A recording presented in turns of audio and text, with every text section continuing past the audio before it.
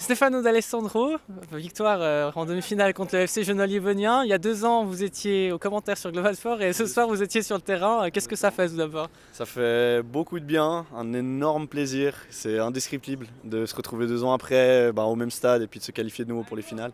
Et c'était une sensation indescriptible, une soirée magique.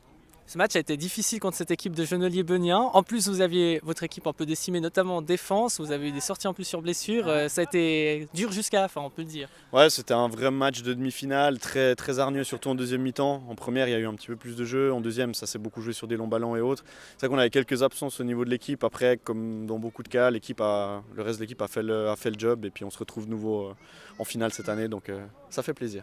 Et puis c'était une sorte de finale avant l'heure finalement, puisque Coupe de Suisse du coup, vous y serez. Et on espère que ce sera un gros qui viendra à la Rochetta, je pense. Ouais, on espère recevoir le FC Bâle à Rochetta au premier tour.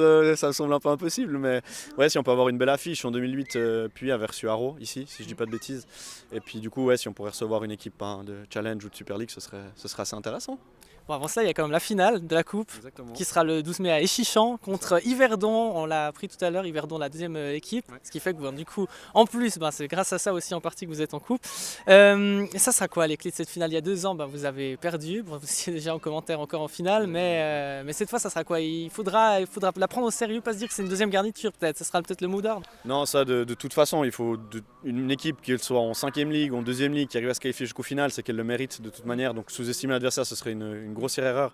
Après, je pense que c'est surtout de notre côté qu'il va falloir donner tout à 100%, oublier les enjeux d'une finale, jouer nos cartes à fond et puis essayer de gagner le premier trophée de la saison cette année. Et en plus, Yverdon se retrouve dans la même position que vous puisqu'ils étaient aussi finalistes l'année passée. Exactement, c'est juste, c'est une sorte des équipes qui sont presque habituées au final, on va dire ça.